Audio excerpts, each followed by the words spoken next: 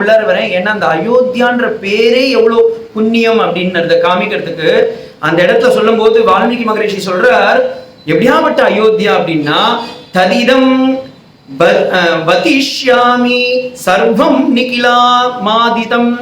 இந்த உலகம் முழுக்க பேசப்படக்கூடிய ஒரு பெரிய நகரம் என்னன்னா அயோத்தியா அப்படின்னு இப்ப சொல்லல, அப்ப சொன்னார். 5000 வருஷத்துக்கு முன்னாடி வால்மீகி சொன்னது. ஆனா இன்னைக்கும் உலகம் முழுக்க பேசிட்டு இருக்க ஒரே நகரம் அயோத்தியா. ஏன் அதுக்கு அயோத்தியான்னு பேர் வந்ததுன்னா, கோவிந்தராஜர் சொல்றார் தன்னுடைய பூஷணத்துல, ந யோத்தியம் யுத்தம் கரோதி, எவனாலையும் இந்த ராஜ்யத்தை சண்டை போட்டு வாங்கிட முடியாது, பிடிச்சுக்க முடியாது. அதனால இதுக்கு பேர் என்ன? அயோத்தியா. இன்னைக்கும் அதுதான் சத்தியம். எவ்வளோ பேர் அதை பிடிக்கணும்னு ஆரம்பிச்சா, இந்தியா சுதந்திரம் அடைகிறதுக்கு முன்னாடியும் பார்த்தீங்கன்னாலும், இந்தியா சுதந்திரம் வாங்கின பின்னாடி பார்த்தீங்கன்னாலும் எவ்வளவோ பேர் அந்த அயோத்தியாவை பிடிக்கணும் பிடிக்கணும் பிடிக்கணும்னு ஆசைப்பட்டா. ஆனா யாராலையும் பிடிக்க முடியாம ராம இன்னைக்கு உட்கார்ந்துட்டு இருக்கான். இதுவே இதுக்கு சாட்சி. அதனாலதான் பூஷணம் பாருங்க அப்ப எழுதி வச்சிருக்காரு. ராமானுஜர் இருந்தது 1000 வருஷம். இப்ப 1000 வருஷத்துக்கு முன்னாடி பூஷணம் எழுதியிருக்கா. அப்ப அந்த பூஷணம் எழுதும் போதே சொல்லிட்டாங்க, யாராலும் சண்டை போட்டு பிடிக்க முடியாத ஒரு இடத்துக்கு பேர் என்ன? அயோத்தியா.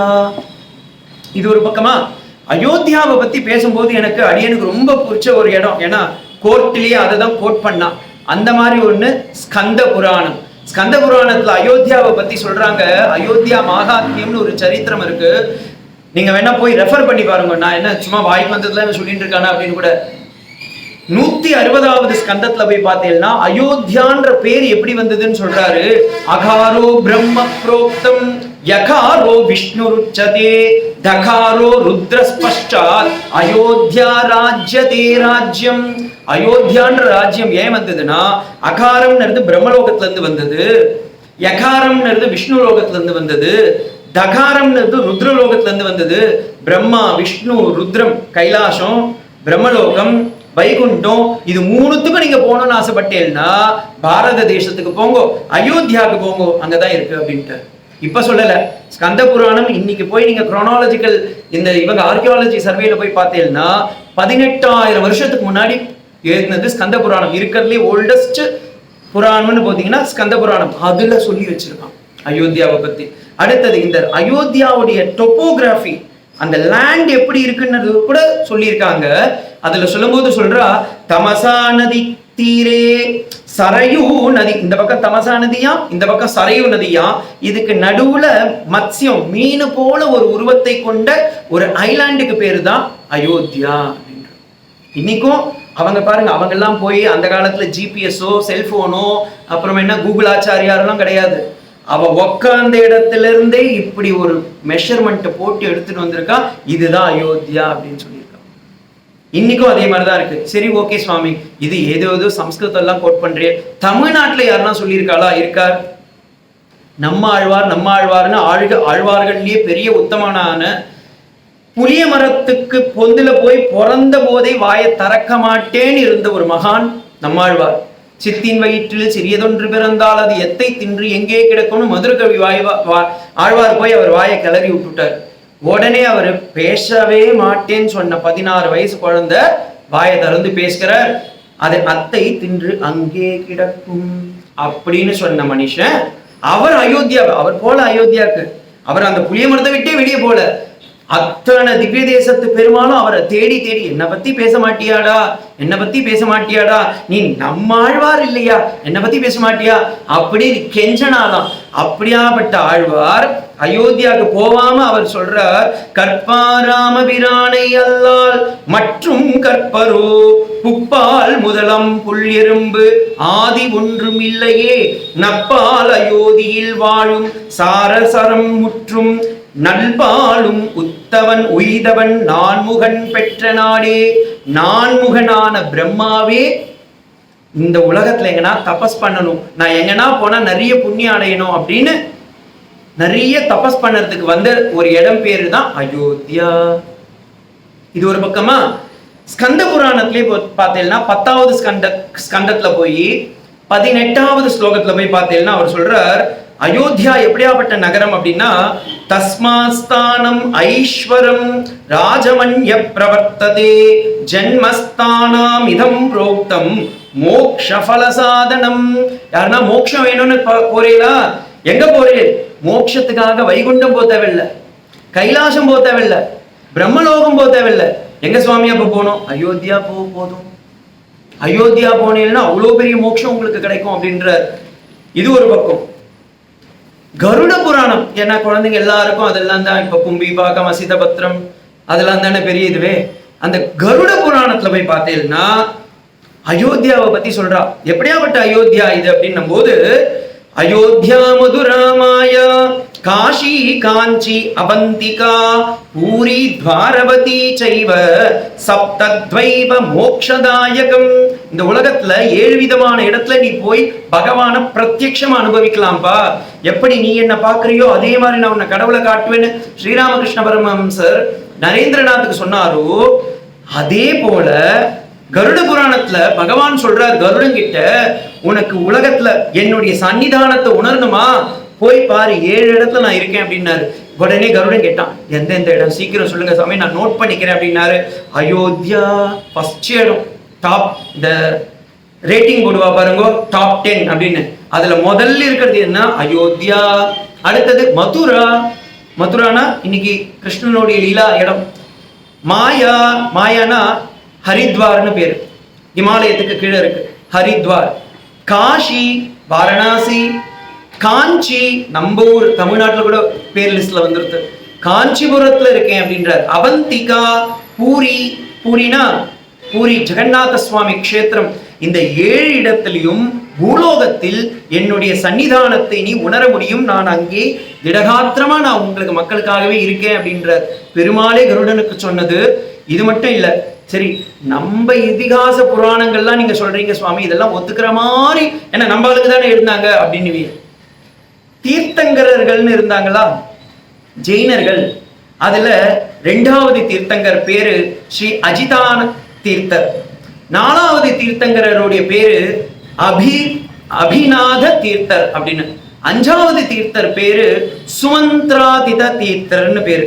14வது தீர்த்தர் பேரு ஆனந்தானந்த தீர்த்தர்னு பேரு. இவங்களுடைய சரித்திரத்தை போய் பார்த்தேன்னா அயோத்தியாவுக்கு போயிருக்கா. அவங்கெல்லாம் அயோத்தியா போயிருக்காங்க, நம்மள விடுங்க, அவங்க போயிருக்காங்க. தீர்த்தங்கரர்கள்லாம் போயிருக்காங்க, ஏன்னா அவங்க போய் அந்த இடத்துல புனிதமாயிருக்கா. அப்படியாப்பட்ட இடம். இது மட்டும் இல்ல, 16,000 ஆண்டுகளுக்கு முன்னாடி நமக்கு ஒரு எவிடன்ஸ் இருக்கு. செங்கல்பட்டுல நீங்க இன்னைக்கும் போய் பார்த்தீங்கன்னா, செங்கல்பட்டு நீங்க பஸ்ல போனாலும் ட்ரெயின்ல போனாலும் முதல்ல சென்னைக்குள்ளார போகும்போது ஒரு பெரிய தண்ணி வரும், ஆபோ ஜலமிதி புரோக்தக அப்படின்னு. அந்த ஏரிக்கு பேரு ஏரிகாத்த ராமர்னு, மதுராந்தகம் ஏரின்னு பேரு. அந்த மதுராந்தகம் ஏரி பக்கத்துல இருக்கிற அந்த ராமருக்கு பேரு வடுவூர் ராமர், ஏரிகாத்த ராமர்னு பேரு. அந்த ஊர்ல இருக்கிற அந்த கல்வெட்டுல ஆர்கியாலஜி டிபார்ட்மெண்ட் இன்னைக்கும் நீங்க கூகுள்ல கூட போய் பார்க்கலாம், நேர்ல கூட போய் பார்த்துக்கலாம். அதுல பிரமாணம் இருக்கு. 16,000 வருஷத்துக்கு முன்னாடி கட்டின அந்த கோவில், அந்த கோவிலுக்குள்ள இருக்கிற கல்வெட்டுல சொல்றாங்க, நாங்க இங்கிருந்து அப்ப 16,000 வருஷத்துக்கு முன்னாடி கற்களை சுமந்து சென்றோம். எங்கத்துக்கு? அயோத்தியாவுக்கு எடுத்துன்னு போயிருக்கோம், கோவில் கட்டணும்னு சொல்லியிருக்காங்க. இது ஆர்கியாலஜி டிபார்ட்மெண்ட் அக்செப்ட் பண்ணிட்டாங்க இன்னைக்கும். அப்ப அப்பயே அயோத்தியான்றது இருந்திருக்குன்றதுக்கு இது ஒரு சாட்சி.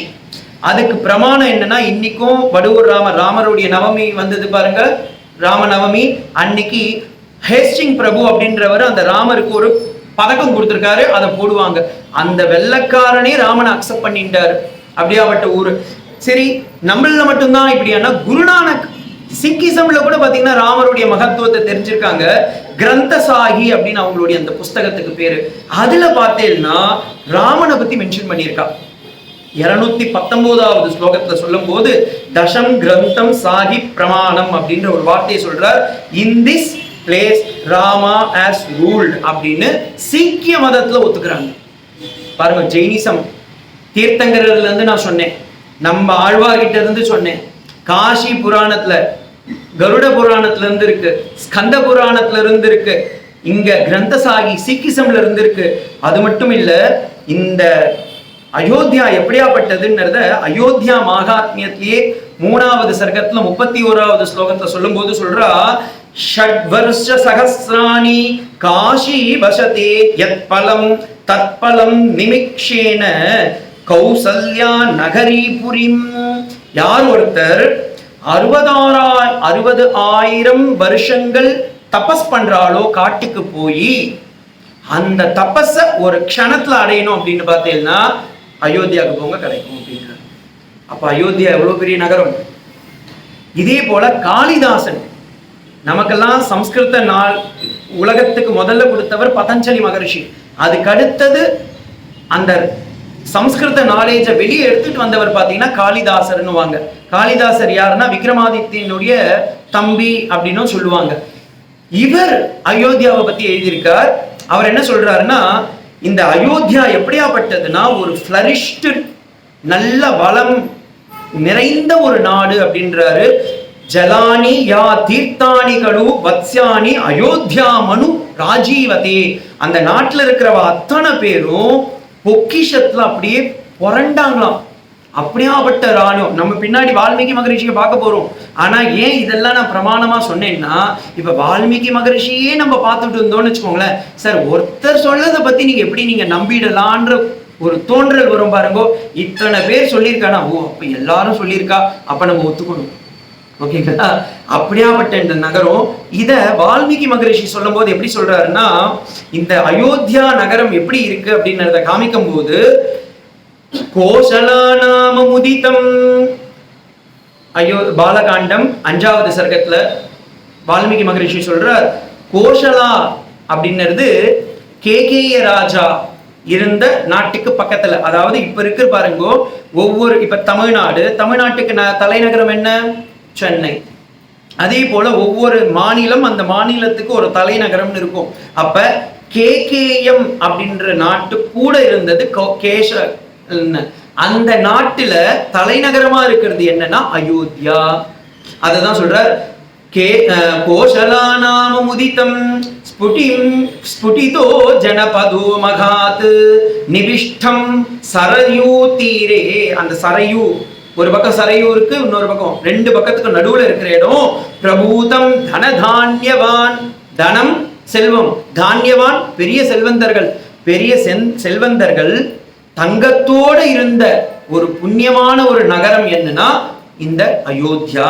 இந்த அயோத்தியான்றது எப்படி இருக்கு அப்படின்னா, அயோத்தியா நாம நகரி தத்ர சீத லோக விஸ்ருதா. எப்ப பார்த்தாலும் அந்த இடத்துல பார்த்தீங்கன்னா அப்படியே யாரும் சண்டை போட மாட்டாங்க. ஏன்னா அங்க இருக்க மக்கள் எல்லாருமே பார்த்தீங்கன்னா அப்படியே அவ்வளோ பாரம்பரியமா ஒரு ஃபெட்டர்னிட்டி ஃப்ரெண்ட்ஷிப்போட தான் இருப்பா, நண்பர்களோட தான் இருப்பா. அத்தனை வெளிநாட்டுக்காரங்க வந்திருக்காங்க, உள்நாட்டுக்காரங்களும் அவங்க எல்லாருமே வரவா இருக்காங்க, வந்தாரை வாழ வைப்பாருங்க. அப்படியாப்பட்ட நகரமா இருக்கு. அது யார் உருவாக்குனா அப்படின்னா மனுனா மனவேந்திரிய. சாக்ஷாத் மனு பகவானே இந்த உருவாக்கனா. பிரம்மா இந்த உலகத்தை உருவாக்கும் போது மனு கிட்ட சொன்னாராம், ஏதாவது ஒரு நல்ல நகரத்தை உருவாக்குப்பான்னு. அப்பா அவர் உருவாக்கின நகரம் தான் அயோத்தியா அப்படின்றா.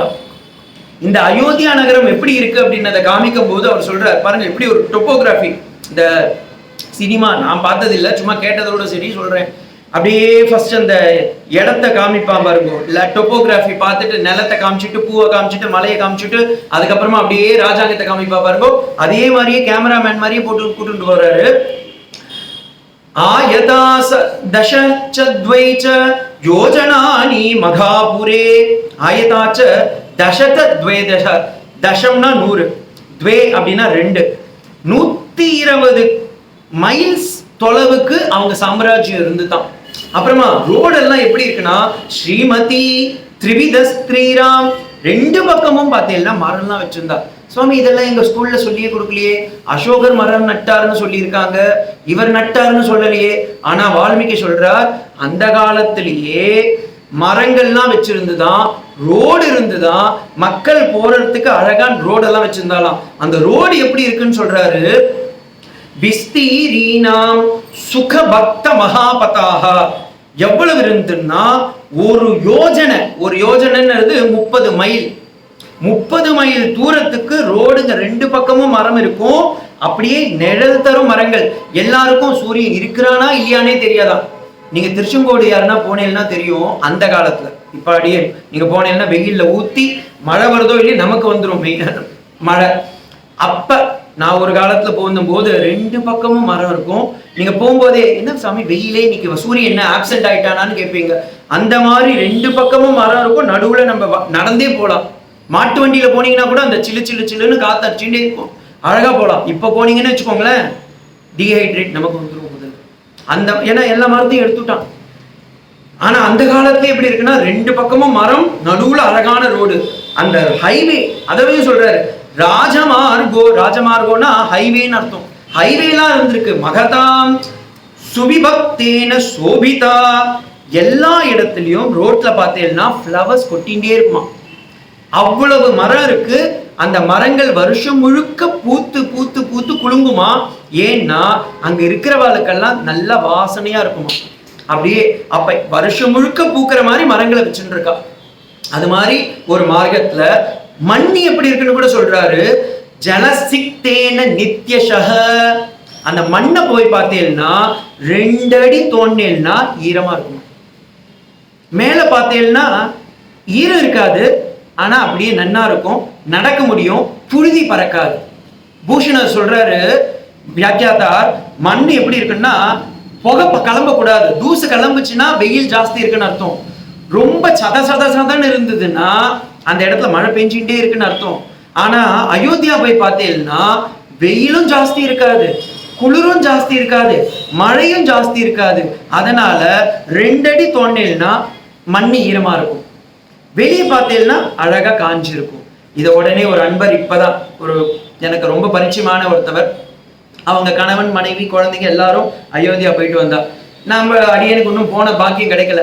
உடனே நான் கேட்டேன், போயிட்டு வந்தேலே அங்க எங்கன்னா தோண்டி பார்த்தீங்களா? 2 அடிக்கு. சுவாமி அந்த இடம் நல்லா குளிருது, 10 மணிக்கு மேல அழகா வெயில் வருது, சரையும் நதிக்கரை அவ்வளோ அழகா இருக்கு, இன்னைக்கும் அது மாரி இருக்கு அப்படின்னா. நான் சொன்னேன், எங்க 5000 வருஷத்துக்கு முன்னாடி அவர் எழுதி வச்சது இன்னைக்கும் அப்படியே இருக்குன்னா நான் கண்டிப்பா போய் பார்க்கணும்னு. ஏன்னா இந்த லைனுக்கு பூஷணம் அவ்வளோ அழகா வியாக்கியானம் சொல்றாரு. மண்ணை தோண்டினா ஈரம் இருக்கும், அதே நேரத்துல குளிர்ச்சியாவும் இருக்கும், அதே நேரத்துல வெயில் ரொம்ப சுட்டெரிக்காது. ஏன்? நிறைய மரம் வச்சிருந்தா அதனால அப்படி இருந்ததுப்பா அப்படின்ற.